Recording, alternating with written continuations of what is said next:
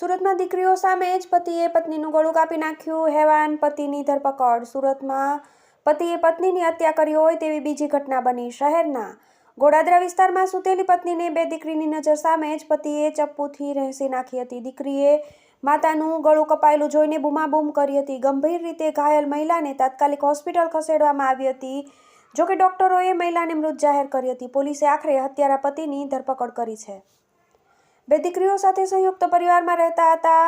મળતી માહિતી પ્રમાણે મૂળ અમરેલી જિલ્લાના આ પરિવાર હાલમાં સુરતના ગોડાદરા આવેલા દેવત ગામની સન્ડે લગૂન હાઇટ્સમાં રહે છે।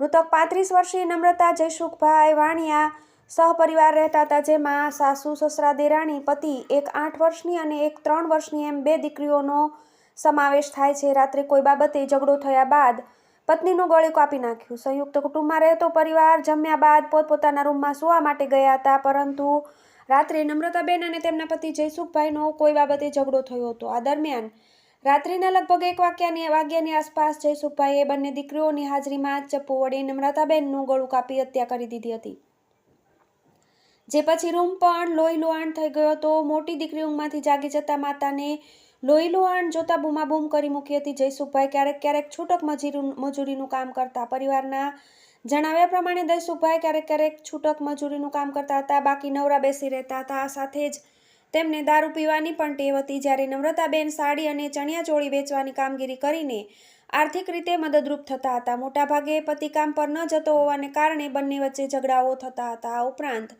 નમ્રતાબેનને સાસરિયાઓ દ્વારા પણ ત્રાસ આપવામાં આવતો હતો। પોલીસે હત્યારા પતિ જયસુખની ધરપકડ કરી। રાત્રે આ ઘટના બની ત્યારે જયસુખ દારૂના નશામાં હોવાની પણ આશંકા સેવાઈ રહી છે। ઘટનાની પોલીસને જાણ કરતા પોલીસે હત્યારા પતિ જયસુખની ધરપકડ કરી કાયદેસરની કાર્યવાહી હાથ ધરી છે। TV18 news, Surat.